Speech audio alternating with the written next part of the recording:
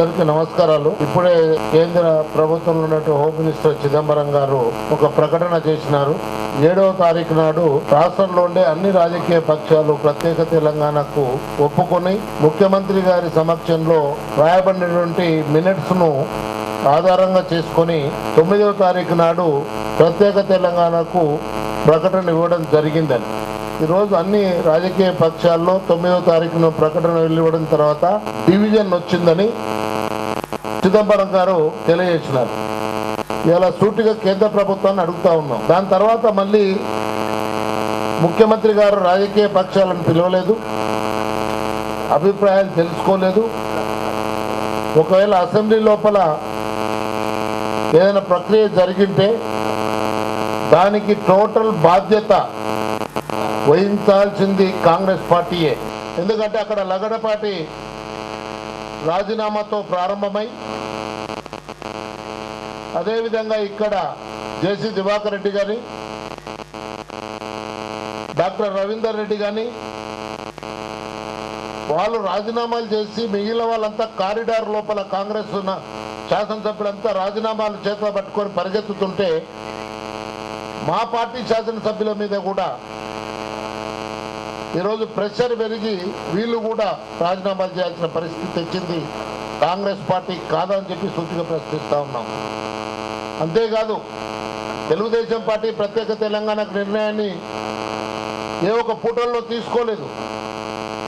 దానికోసం 2008లో ఒక కోర్ కమిటీని వేసుకొని దాదాపు 5 నెలలు కోర్ కమిటీ మొత్తం తెలుగుదేశం పార్టీ శ్రేణులందరితోటి ఆనాడు అంటే ప్రజాప్రతినిధులందరితోటి కడకు ప్రజలతోటి కూడా మీకోసం యాత్రలో చంద్రబాబు నాయుడు గారు వాళ్ళను కూడా జాగృతి చేసి దాని తర్వాత మేము నిర్ణయం తీసుకొని ఆ నిర్ణయానికి కట్టుబడి ఉన్నాం. మేము ఎప్పుడు కూడా మా నిర్ణయాన్ని మార్చిన సంఘటన లేదు. ఇలా వీళ్ళ చిదంబరం గారు చెప్పడం ఇది కరెక్ట్ కాదు. ఇది తెలుగుదేశం పార్టీ మీద నెపం మోసే ప్రయత్నం. ఈ రాష్ట్రంలో ఉండేటువంటి సభానాయకులు, అసెంబ్లీలో సభానాయకులు గీతారెడ్డి గారు, మంత్రివర్యులు ఏదో వేరే పార్టీలని మాట్లాడుతూ ఉందా? తప్పు. ఇది చేసింది దోషి కాంగ్రెస్ పార్టీ. ఇతర పార్టీల మీదకి నెపం నెట్టడం ఇది సరైన విధానం కాదు. ఇవాళ అందుకోసం మేము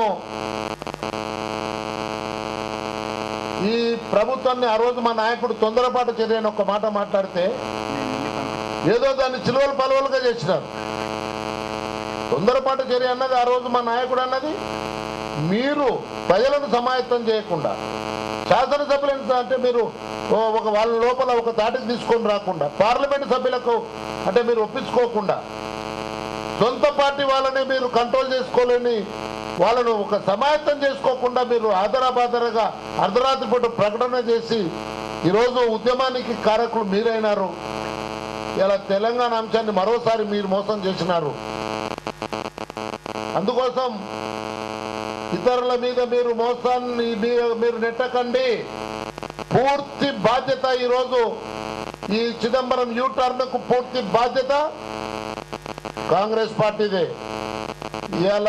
ఈ అల్లకాలంలో కూడా పూర్తి బాధ్యత కాంగ్రెస్ పార్టీదే. ఇప్పటికి మేము డిమాండ్ చేస్తా ఉన్నాం, మేము ఏదైతే మాట మీద నిలబడ్డామో ఒకవేళ మీరు మా మాట మీద నిలబడి మా యొక్క మాటకు మీరు విలువిచ్చేస్తే ప్రధాన ప్రతిపక్షంగా తెలంగాణ ఇవ్వండి. ఇది మీరు ఎట్లా ఉందంటే ఇదేమన్నా అంటే ఒక కేంద్ర ప్రభుత్వమా, లేకపోతే ఇది అంటే ఏదైనా నిర్ణయం తీసుకునేటప్పుడు మమ్మల్ని భాగస్వామ్యాలను చేయాలనుకుంటే ఈ రోజు ఎందుకు పిలవలేదు? ఈ రోజు వాళ్ళు ఒక ప్రకటన చేసే ముందు ఎందుకు వీళ్ళు గ్రామాన్ని వెళ్ళి ఇలా కాంగ్రెస్ పార్టీ వాళ్ళకి ఎందుకు గ్రామాన్ని వెళ్ళి ఊరేగింపులు చేసుకున్నారు, ఉత్సవాలు చేసుకున్నారు, విజయోత్సవాలు చేసుకున్నారు? ఇలా వాళ్ళు ప్రజలకు ఏమైనా సమాధానం చెప్తారు? దయచేసి అందుకోసం ఇవాళ పూర్తి బాధ్యత కాంగ్రెస్ పార్టీదే. వీళ్ళు మరొకసారి మోసం చేసినారు.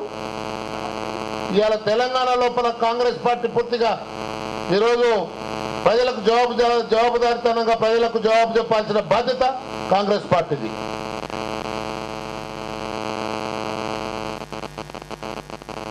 అందరికీ నమస్కారాలు. ఈరోజు కేంద్ర హోంమంత్రి ఇచ్చినటువంటి ఒక ప్రకటనతో మరొకసారి తెలంగాణ ప్రజలను ఏ విధంగా మోసం చేస్తూ వస్తున్న చరిత్రను పునరావృతం చేసింది కాంగ్రెస్ పార్టీ. నేను ముఖ్యంగా కాంగ్రెస్ పార్టీ ఒకవైపు ప్రభుత్వం, కేంద్ర ప్రభుత్వం ఇక్కడ ఒకసారి ప్రెసిడెంటల్ అడ్రస్లో చెప్తారా, భారత రాష్ట్రపతి గారి యొక్క ఉపన్యాసంలో చెప్పడం, ఈరోజు సాక్షాత్తు కేంద్ర హోంమంత్రి గారు మేము ప్రక్రియను మొదలు పెడుతున్నామని చెప్పి 10 రోజులలోనే మళ్ళీ ఇప్పుడు ఏకాభిప్రాయ సాకుతో దాన్ని ఏ విధంగా మరుగున పడేసి మరొకసారి ఈ యొక్క ప్రాంత ప్రజలను మోసం చేశారో స్పష్టంగా మనకు ఇప్పుడు అర్థమవుతా ఉన్నది.